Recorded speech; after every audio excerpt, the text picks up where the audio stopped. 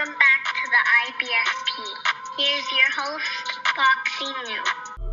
Welcome back, fight fans. Welcome back. Let's just dig right into it. Welcome to another edition of the IBFP's Unbiased News. And let's just break down the news stories trending right now. And we start with, Callum Smith versus Billy Joe Saunders. According to Eddie Hearn, Callum Smith versus Billy Joe Saunders is a fight that's going to happen if the Canelo Alvarez does not pick either one of these guys. And so let's just break it down. This is a fight that should have happened already. And, whoever wins this fight, if Canelo doesn't pick either one, would be a unified, undefeated world champion at 168 pounds. And that would be a magnificent fight for Canelo Alvarez after his next match. I think ultimately Canelo Alvarez will pick one of these guys. It makes the most sense. It makes a lot of sense going for an undefeated world champion right now, moving down in weight, unless Canelo Alvarez skips 168 and takes a tune-up at 160 like Jermall Charlo. Then I can understand why he would do that, but it makes sense to go down in weight slowly as to not rush your body. But I think a fight between Billy Joe Saunders and, Callum Smith is a 50-50 fight. And if neither one of these guys are, unable to land Canelo, I think it makes a lot of sense. The next one is we're basically digging into is Adam Kownacki versus Dominic Breazeale. According to Michael Benson, that fight is almost done.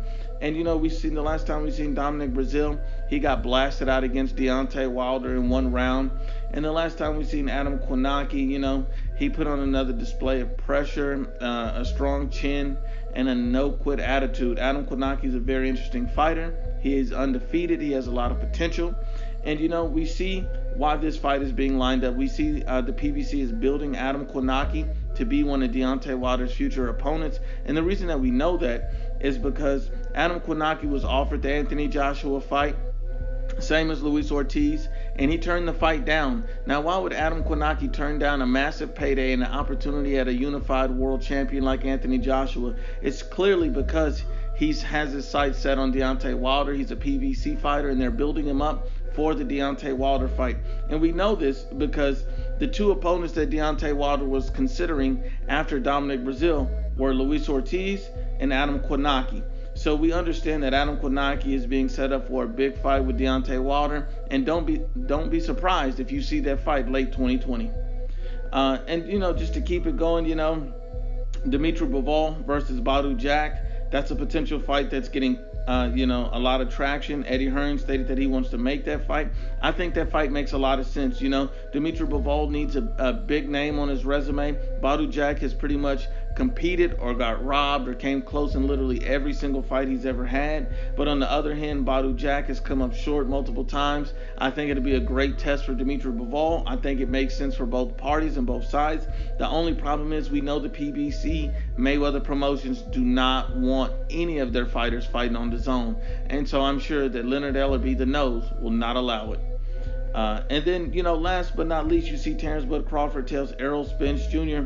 he will cry after he knocks him out. And the interesting thing, and this is a direct quote from Terence Crawford, y'all keep defending him because I'm going to tell all y'all now, and I mean what I say, when that day comes, when I knock him out, all I want you all to keep that same energy because he's going to go cry in the car. He wasn't built for this. I just got over here. Watch me show the world. He also stated, stop using the promoters, managers, and advisors. That's a weak excuse you all are doing. They work for us. All of you are dumb. If you really want to fight, you tell them.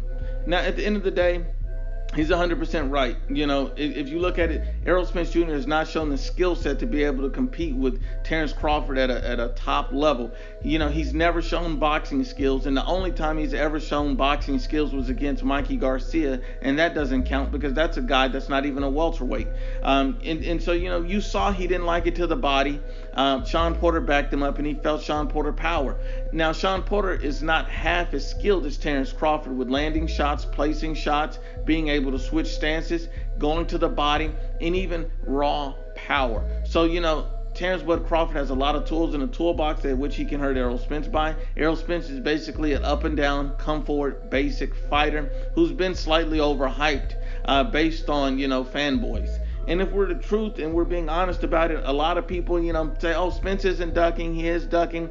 Let's clear this up. He's clearly ducking Terence Crawford. And a lot of fanboys try to use Bob Arum and Al Heyman as the guys holding up. At the end of the day, they work for the fighters. And this is what I try to tell people. People don't want to see the truth. They don't want to hear it simply because they want to man-fan their favorite fighter. But once again, this has been another edition of IBFP Unbiased News.